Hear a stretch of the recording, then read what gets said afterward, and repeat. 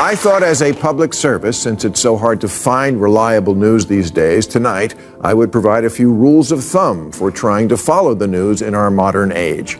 Starting with, if the headlines in your preferred news outlet routinely feature words like shreds, destroys, pummels, bashes, your outlet is a partisan piece of shit.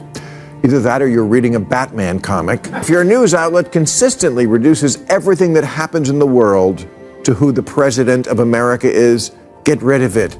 It's just thoughtless, reflexive team politics. Trust me, no one lighting a tire fire in Haiti is thinking, I wouldn't have done this under Trump, but given the weakness of the Biden administration, why not? Bill Maher, who's often known for criticizing Democrats, is now turning his attention to left-leaning media. Why? Because he's had enough. Maher says the news today isn't about facts anymore. It's about fear, drama, and making money. He believes the media has become more of a business than a source of real information. Instead of keeping people informed, headlines are designed to stir up emotion and keep viewers hooked. In his words, it's not journalism anymore, it's just a show. And he's not staying quiet. Maher is calling it out, saying this constant stream of panic and negativity is hurting the country.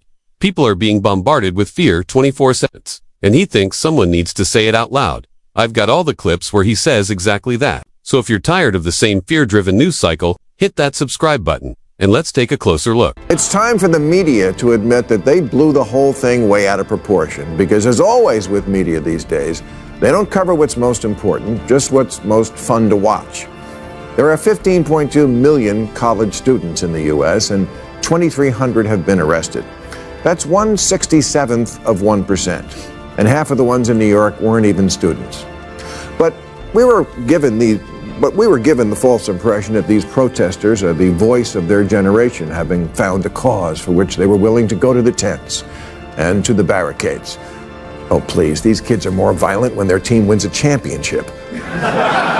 Maher is calling out the media, especially the left-leaning outlets, for blowing small stories way out of proportion. He gives the recent student protests against Israel as an example. According to Maher, channels like CNN made it look like students all across America were protesting. But the truth, less than 1% of college students were actually involved. That's the heart of his message. The media isn't just exaggerating, they're bending the truth. Maher believes it's no longer about honest reporting.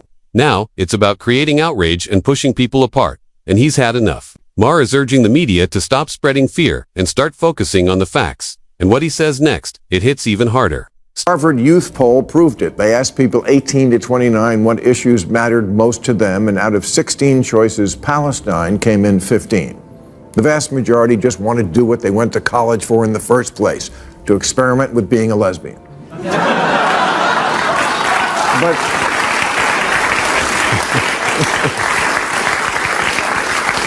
But when these kids chant, the whole world is watching, they're right.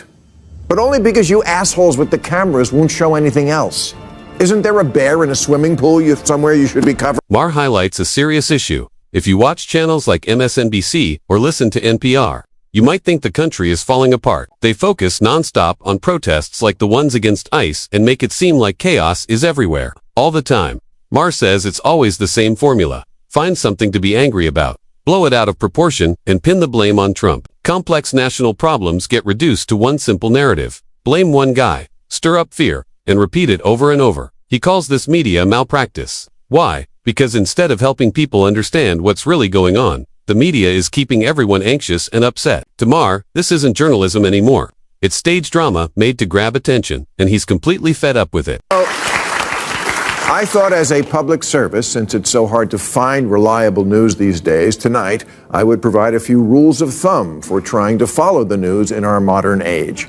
Starting with, if the headlines in your preferred news outlet routinely feature words like shreds, destroys, pummels, bashes, your outlet is a partisan piece of shit.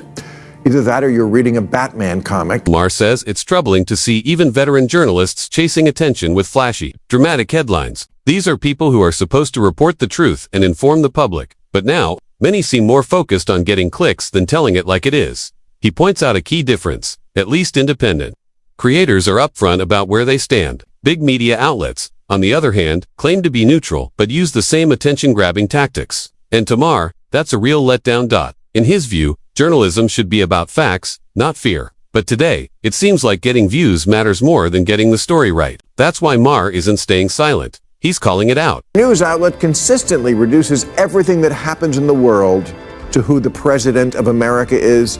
Get rid of it. It's just thoughtless, reflexive team politics. Trust me, no one lighting a tire fire in Haiti is thinking, I wouldn't have done this under Trump, but given the weakness of the Biden administration, why not? For next voice bill. Maher really got it right with this one.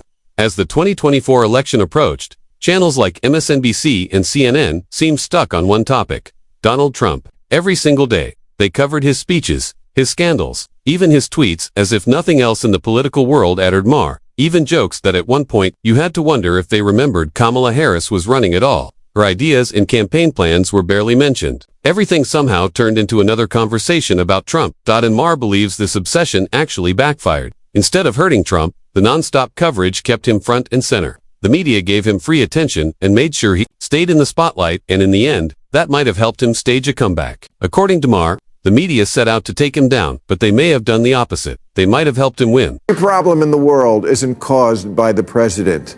When that train derailed in East Palestine, it wasn't because Trump deregulated the brakes, and the container ship didn't hit the bridge because of Biden's woke DEI agenda. These aren't news stories. They're storylines pumped into your bubble. Now, left-leaning media outlets can't seem to let go of Trump, no matter what the issue is, whether it's the economy, immigration, or protests against ICE. Somehow, it always circles back to blaming him. Yes, Trump did enforce tough immigration policies during his presidency. But let's be clear, he's not the one currently directing ICE raids or making day-to-day decisions. That role belongs to people like Tom Homan, the former acting ICE director, who has actually been hands-on in shaping and carrying out these policies. But you almost never hear Homan's name in the news. The media rarely mentions him. Even California Governor Gavin Newsom seems to prefer attacking Trump, rather than talking about the officials actually responsible for today's immigration actions. Why? Maher says, it's simple. Trump makes for a bigger, juicier headline. It's easier for the media to keep painting him as the villain. It grabs attention and feeds their outrage-fueled coverage by ignoring the real decision-makers. Maher believes the media is showing just how surface-level and one-sided their reporting has become. Be aware that once the news became a profit division of media companies, they stopped being in the news business and are now in the audience-stroking business. The goal is no longer to inform opinions, it's to reinforce them. Walter Cronkite used to say, that's the way it is. Now that's our story and we're sticking to it. Says, the problem with many left-leaning media outlets isn't just that they're after ratings. It's that they're also pushing their own political agenda. Take MSNBC, for example.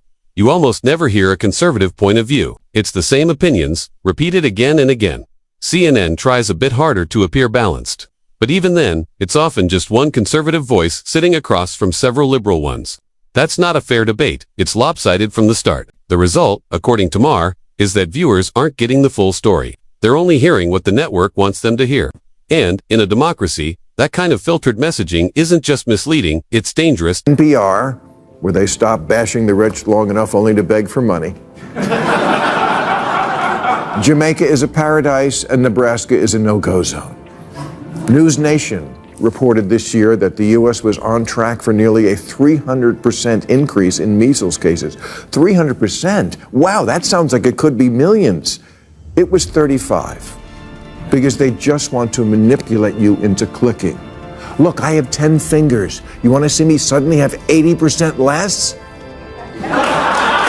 Exactly why so many people respect Bill Maher. He doesn't sugarcoat anything or tiptoe around the truth. While other commentators speak in vague terms, Maher openly names outlets like CNN, MSNBC, and the New York Times, calling them out for biased, agenda-driven reporting. In a media landscape full of spin and selective storytelling, his blunt honesty stands out. Maher believes journalism should be based on facts, not political narratives. That's also why more and more people are walking away from traditional news networks and turning to platforms like Joe Rogan's podcast, where real, open conversations still happen. At the end of the day, Maher gets it. People aren't asking for perfection. They just want the truth. Without the Trust the initial reports. The media cares way more about being first than being right. They love a scoop, but it's a scoop of shit because it always turns out to be wrong. This goes way back to, remember Columbine? Remember that, the first school shooting where it was widely reported that the shooters were members of a trench coat mafia? They weren't, that they were being bullied, not true, and they targeted jocks, no evidence of that. So they got everything right except for all of it. Filter. 8 Next Voice. Next Voice MSNBC and CNN have a track record of rushing to be first and getting the facts wrong. A good example is CNN's 2017 story about Anthony Sc. They claimed he had ties to a Russian investment fund linked to Trump, but within 24 hours, they pulled the story, admitted it didn't meet their editorial standards, and a few staff members ended up resigning. Then in 2019, MSNBC's Lawrence O'Donnell said on air that Deutsche Bank had proof of Trump's connections to Russian oligarchs. That story also fell apart. O'Donnell had to backtrack and apologize live on his show. The issue, Maher says, is clear. These outlets are prioritizing speed over accuracy. They rush stories out based on shaky sources, and by the time they correct their mistakes, the damage is already done. These slip-ups hurt the public's trust in the media and push people into echo chambers that only tell them what they want to hear. Maher believes if newsrooms focused more on getting the facts right than being first, we'd see fewer of these messes. Until that changes, it's smart to take breaking news with a grain of salt.